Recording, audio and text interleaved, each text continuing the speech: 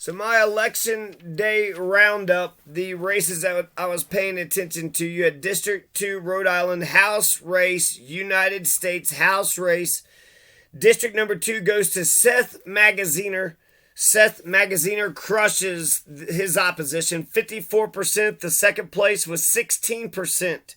So that's more than 30 points. So Seth Magaziner is going to represent the Democratic Party for District number 2. I'm not for sure who the Republican is. So he's going to, oh no, it's Allan Fung. Allan Fung. So it's going to be between Allan Fung and Seth Magaziner. Seth Magaziner has one of those Michael Money names. Joy Fox has a Michael Money name too, but she wasn't able to turn it around. Earlier in the night, the numbers had broke down that Spencer got 2.4%, Omar Ba got 5%, Joy Fox got 11%, Sarah Morgenthau got 12%, David Siegel got 16%. This is bad for the People's Party. David Siegel is just like the representative for the People's Party. But I'll talk a little bit more about these races here in a second. Overall, there's 2 governor's races that I was paying attention to. The New Hampshire governor's race and Rhode Island's governor's race. So, New Hampshire, live free or die. Live free or die, huh? Live free or die, New Hampshire. So it's between Tom Sherman, that's the Democrat who was running unopposed, and Chris Sununu. Chris Sununu is going to crush it. He's going to crush it, 79%. That's like a Saddam Hussein victory. That's like a goddamn fucking Syria. Who's that Syria guy? But this one actually, he probably has that much support. 79%. Testerman, I didn't even know this Testerman was in there. Ballotpedia needs to get their shit together. Thaddeus Riley got 7%, and then that Seard got 2%. So Chris Sununu all the fucking way. So he's the current governor. He's the Republican. Chris Sununu is going to run against who? Tom Sherman.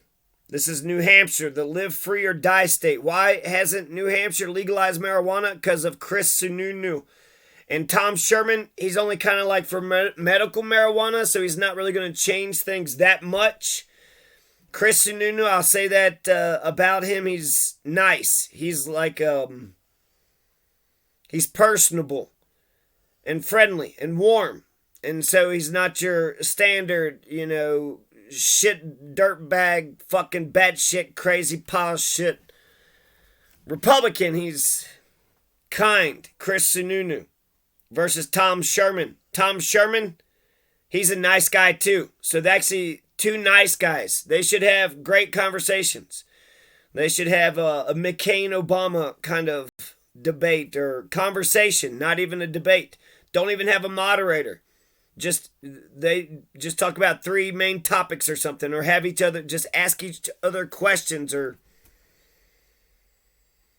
now there are a lot of races. There was Delaware had some races, and there was Attorney General, Treasurer. New Hampshire had some executive council.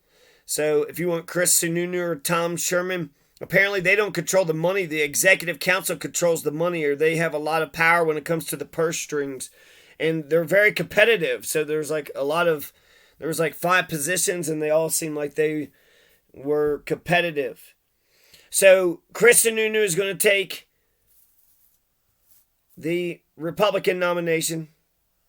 Tom Sherman had already had it for New Hampshire, so we, already knew that. And then, last but not least, Rhode Island.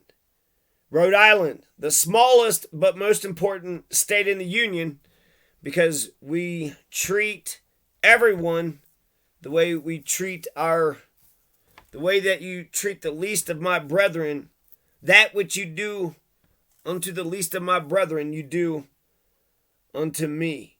Okay, so Seth Magaziner won District 2, right? And then the other one was McKee. And I'm actually going to call this one because they have 94%, and the rest of them had check marks, even though they had less percentage points. 100,000, not very huge total, I don't know what 100,000, that's all the voters? Okay. They only have 1 million people, so 100,000, that's not too bad. But McKee was winning, basically from 81%, 79%, 81%, 94%, and he was winning by 2,000 or 3,000. So it only seemed like a crazy turn of events could get Allan Fung, who got just a couple percentage points below McKee.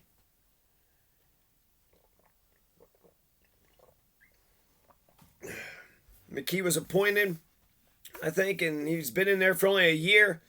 And now he had finished the term out. Now he's going to actually run on his own auspices and maybe,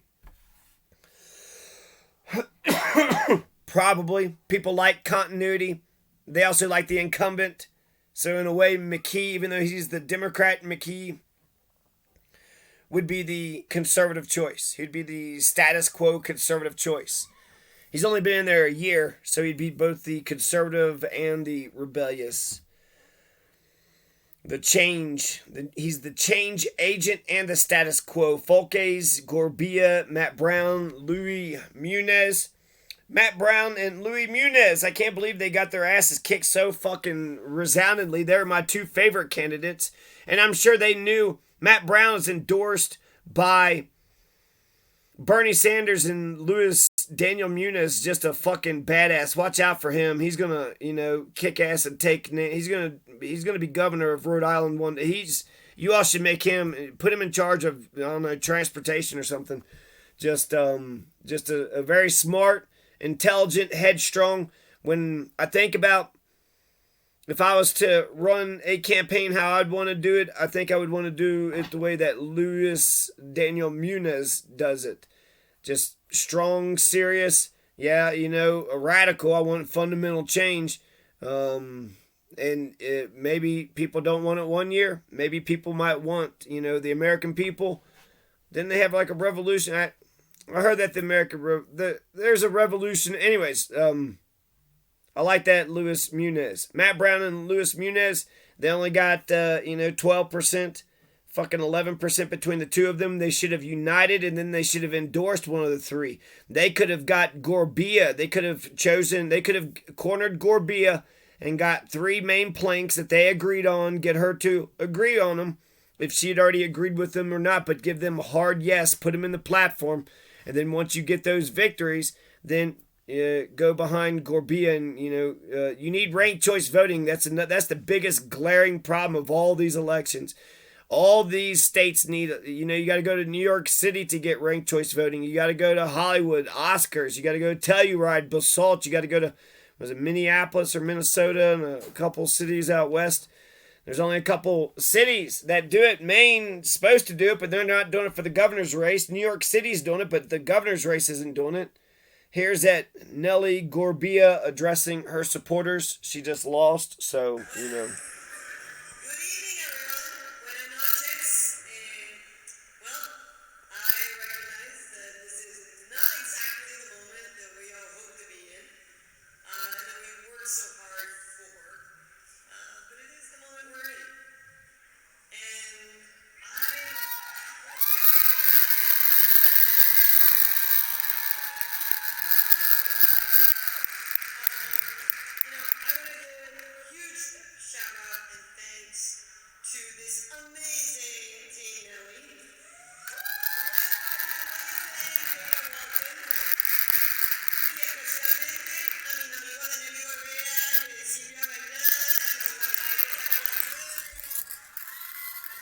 So you get the gist, right? Gorbea, she's saying, she lost, and she's that's how you concede. That is how you concede an election. You don't call everybody a bunch of fucking cheaters and say the whole thing was rigged, and then call for a recount, and then never ever. She was in third place, so only Allan Fung had a chance at beating McKee. I didn't know McKee was that formidable. He looked the part, but he was a little saucy. He also seems like he looks strong until he talks, and then he just he's very soft. McKee is soft. So, ranked choice voting. There was only a few choices for all these races, a lot of these races, and it's not perfectly fair. With ranked choice voting, you get both. You get more choices, more candidates are going to run because it's not so cutthroat and it's perfectly fair. You want a perfectly fair election? Then get yourself some ranked choice voting, okay? Rhode Island, Delaware, and what's that other state? Rhode Island. And my analysis of all of them. Okay, so what does any of this mean? What does any of this mean, right? I said it's bad for the People's Party because that David Siegel has the demeanor of the People's Party guy. And so, David Siegel only got 16%. Seth Magaziner, he has a cool name and he, parted his hair or whatever. So he looks like a kind of an All-American, but cool name, All-American. He's also got a deep, strong radio voice. When he talks, he lulls you into a kind of hypnosis. You become hypnotized. Hello, I'm Seth Magaziner. So I'm just saying what was his appeal. Because I did not like Seth Magaziner. There's the two issues I remembered him on I didn't like. They asked him about qualified immunity. Will you vote against it? Why would you give cops qualified immunity? Yeah, sure. You're immune from the laws. No, at no point in time should you ever be fucking immune from the laws. And the other one, $10,000 student loan forgiveness, he was opposed to. He said he would have gone about it differently. He would have lowered interest rates. Well, guess what, Seth Magaziner? That wouldn't have fucking helped jack shit for shit, Seth Magaziner. So many hypocrites. You have Marjorie Taylor Greene, all these, celebrities. What was it? Fucking Corker, Crocker, Steven Crowder. He's sitting there. They're taking these PPP loans and these celebrities for like silicone liposuction shit, like bullshit stuff, basically. But they took out loans. And the idea was COVID, and they were to save the business and to make sure that people, you don't want an unemployment crisis. So basically, the government was paying employers, to pay their employees. They were paying the wages, straight up. And they were doing it with a loan that was going to be forgiven, that everybody knew was going to be forgiven. And, the average amount was $75,000. So people are going to be all, pissed off about a $75,000 forgiveness. Meanwhile, that David Siegel, the progressive, the guy who reminded me of the progressive or of the People's Party guy, and what's his name? God, that's terrible. Whatever the People's Party name guy. I think I'm a Andrew Yang guy now at this point because, frankly, injustice anywhere is a threat to justice everywhere. Universal basic income, that's Milton Friedman, which is capitalist, and it's also Martin Luther King, which is socialist. And then ranked choice voting, is the perfect democracy. Andrew Yang is going with UBI and ranked choice voting. UBI is guaranteed income. It eliminates poverty. And like I said, it's both socialistic and capitalistic. In fact, I'll take it another step farther. UBI isn't just socialistic. It's got the opportunity to save the capitalist system. The capitalist system will now have a fundamental base. Everybody gets this amount of money. What'd you do with your $10,000 buck? Everybody got $10,000 in the beginning. Isn't that how monopoly works? In fact, isn't that how every person that's ever succeeded in the world, basically, if you did well in life, you had parents that you're socialist, right? You had parents that took care of you, took the house, food, water, clothing, shelter, until you were able to fly out of the nest with, big, broad, strong wings. So everybody that's ever done anything in this world came from probably too much socialism, right? You probably had not just food, water, clothing, not just, shelter, not just your basic necessities. You probably also had some luxuries and some privileges that a lot of other people don't have. I don't know who Allan Fung is, so even though we get to figure out who these competitive elections are, I don't know, there's a lot of these states, it seems like, they're kind of seeming like McKee, the Democratic, Tom Sherman versus Chris Sununu. Chris Sununu is the current governor. He's popular. He's running for a fourth term. Tom Sherman don't have a chance in hell. Just kind of like that Ashley Kalus. Ashley Kalus is the Republican nominee for the Rhode Island governor.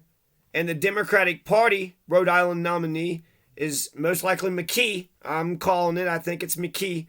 And so you're going to have McKee versus Ashley Kalus. What is Ashley Kalus doing? Now, I'll mention this. She had answered some questions. There was a reporter that asked her. She resoundingly won her 84% to 16%, not even close. It was her versus this other person that didn't even really campaign. So Ashley Kalus is, I'm not going to say, it. To me it looks like 50-50.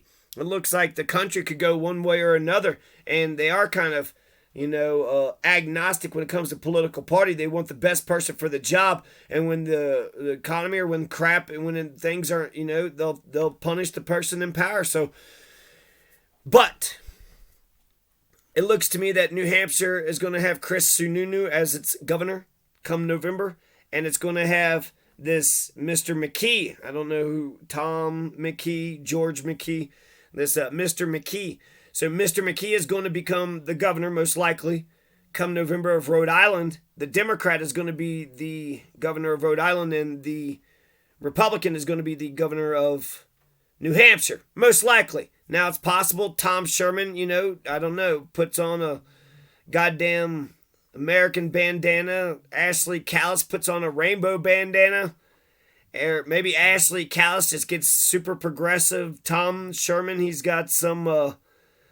he gets super progressive. I'm not sure how to get these long shots candidates from winning, but I guess I'm putting them in the same category. Tom Sherman is the exact same thing as Ashley Kalus. Ashley Kalus is Tom Sherman. Chris Sununu is Mr. McKee. Mr. McKee is Chris Sununu. If anything, he's been in there 3 terms longer. So he's been in there for 5 years. McKee's only been in there, and New Hampshire only has 2-year terms for their governors. But McKee's only been in there for 1 year, and he was appointed. But he was bragging about doing a number of things, so it's interesting. Also, the polls are right. The way that it broke down with Matt and Lewis getting the bottom, and then it being a 3-way race between McKee, Folkes, and Gorbea, with Gorbea third, Folkes second, and the polls are right when it came to the Rhode Island governor's race. The polls were right. So, Allan Fung versus Sept Magaziner. Allan Fung versus Sept Magaziner for Rhode Island District number 2. Rhode Island District number 1 is Alan Waters, Republican, versus David Cicilline, Democrat. And then the governor's race, New Hampshire, it's Tom Sherman versus Chris Sununu. And in Rhode Island, it's Mr. McKee versus Ashley Kalus. What I was wanting to say about Ashley Kalus was she answered the question. And you know what? Sometimes that's all you need. The great communicator, Ronald Reagan, because he knew television, he could, get on television and basically talk directly to the American people. And Ashley Kalus, she has a bunch of YouTube videos. Her campaign was pretty fun and interesting. It looked like she went to different businesses and kind of hung out with them for a day, but also videotaped everything. So promoted the business, got her name, got to, establish some relationships.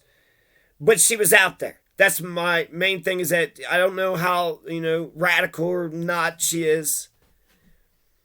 Ashley Kalus was photogenic. And so I feel like she's warm and welcoming. And so I feel like she's talking to reporters. She's got a YouTube channel. She's got her own videos out there. She talks to reporters. They don't really ask her very good questions, but she makes herself available. We need a governor that talks to us. We need people that communicate with us. And so that's what Ashley Kalus, that her best thing that she's got is that she's communicating with us. She's probably talking better to us than all the rest of these candidates out of the ones who won. Chris Sununu, super nice dude. I think just stays super nice and warm. Tom Sherman is super nice too, so he needs to have a little bit of an edge to him if he was going to win, so he's probably not going to win. You'll probably see Chris Sununu get right back in there. That being said, I don't know too much about Tom Sherman. And I think that's about it. Media takeaways. Where the fuck was the media? The media did a terrible job about the who was running against who, and what there was a couple debates here and there. And then not only did they not describe all the candidates and what they were about, but they basically, they just, a big old gaping hole. And then right now, all this had happened. So I guess I want to take a look at the analysis. Was there any kind of analysis? Because you saw the Sweden elections. I can't stand parliamentary elections. You don't have a point person. They're hard to kind of gauge if you're inside of it. There's so many more players in a parliamentary system. So you got 20 players instead of just like one or two. It's just harder to gauge and follow. But they were able to say that the right wing was able to come out with a victory or some shit, and they might get a right wing fucking prime minister or some shit. So that's the analysis, right? So, okay, this all happened. People came out and voted. What does that mean? What does any of this mean? Well, it means that McKee is probably going to be the governor for Rhode Island. Sununu is probably going to be the governor for New Hampshire. And Sept is probably going to be the representative for District Number 2 of Rhode Island. But, crazier things have happened. Underdogs can win. There's also mayor races in Providence, East Providence, Johnston, Woonsocket. There's a city in Rhode Island called Woonsocket. Good old Woonsocket, Rhode Island. I don't know. I didn't see any of the Greens, Independents, or Libertarians out there. Ballotpedia also got some shit wrong. So Ballotpedia, Wikipedia, you need to keep up. You need to keep your shit updated, motherfuckers. You guys got, you're such fucking pricks about this and that, but expect me to no. Don't be hypocrites. Wikipedia, don't be fucking hypocrites. Use the same high standards that you use for others for yourself. And the bloodbath, I had a couple jokes here. It was a massacre. It's a bloodbath. Alamo, Holodomor, Mariupol. The bloodbath, this is what they're saying, that the Democrats, maybe it's not a joke, it's actually a decent analysis. You had a couple, bloodbaths. Seth Magaziner, 54%. Jesus Christ. It's not a Mr. McKee and Folkies. They were, neck and neck. Mr. McKee and Mrs. Folkies, they didn't know who was going to win there. But with that Ashley Kalus versus her opponent, it was 84%. Beat the shit out of him. 84%. Fucking picked him up and body slammed him. Fucking took his foot and twirled him around 100 times like a helicopter and flew on top of a building and then chucked him off the building and jumped off the building with him and used him as a parachute and took him for parasailing and skateboarding. Used him for a skateboard.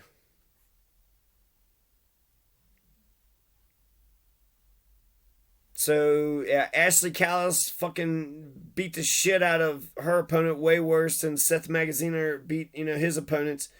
McKee barely won his, so, but that's amongst the Democrats, so I don't think that'll be actually that'll be that terrible. And then that Chris Sununu, he destroyed too, 79%, and then the closest one was 10%. So, and then why do any of these other guys, and I'm not going there. I'm not going to go there. Thaddeus Riley, I even looked up your goddamn platform. You son of a bitch, 7%. I guess that's not as bad as that Ackyard. I looked up his platform too. And for what? For nothing. You lost. It was all for naught. All right. And I guess that's my Tuesday election day roundup.